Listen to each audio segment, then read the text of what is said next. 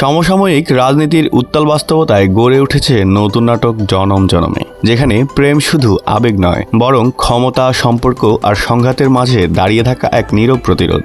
ইয়াশ রোহান ও নাজনীন নাহার নিহার অভিনয়ে রাজনৈতিক টানাপোড়েনের ভেতর জন্ম নেয় এক ভিন্ন মাত্রার প্রেমের গল্প।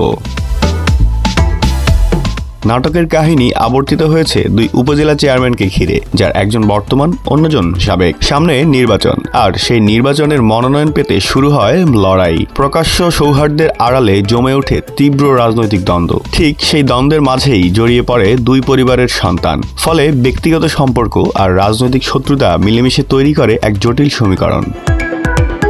বর্তমান চেয়ারম্যান আলতাফ হোসেনের মেয়ে নিদ্রা পড়াশোনা শেষে রাজনীতিতে সক্রিয় হয়। অন্যদিকে সাবেক চেয়ারম্যান মোতালেব মিয়ার ছেলে পুলক বাবার রাজনৈতিক প্রভাব ধরে রাখতে মাঠে নামে। দুজনের পথ চলা শুরু থেকেই মুখোমুখি অবস্থানে। এই বিরোধে অতিষ্ঠ হয়ে এলাকার সাধারণ মানুষ আশ্রয় খোঁজে ফজলুর রহমান বাবু অভিনীত এক অভিভাবক সুলভ চরিত্রের কাছে। এখান থেকেই জনমে জনমে গল্প এক নতুন নাটকীয় মোড় নেয়, যেখানে প্রশ্ন ওঠে, ক্ষমতা বড় না ভালোবাসা? নাটকটি পরিচালনা করেছেন মোহাম্মদ তৌফিকুল ইসলাম। গল্প ও প্রযোজনা ব্যানারে রয়েছেন রায়হান মাহমুদ। রাজনৈতিক রোমান্টিক থ্রিলার ঘরানার এই নাটকে আরও অভিনয় করেছেন ফজলুর রহমান বাবু, লুৎফর রহমান জর্জ, শতাব্দী ওয়াদুদ, মিলি বাশার, পলিন সহ এক ঝাঁক অভিজ্ঞ শিল্পী।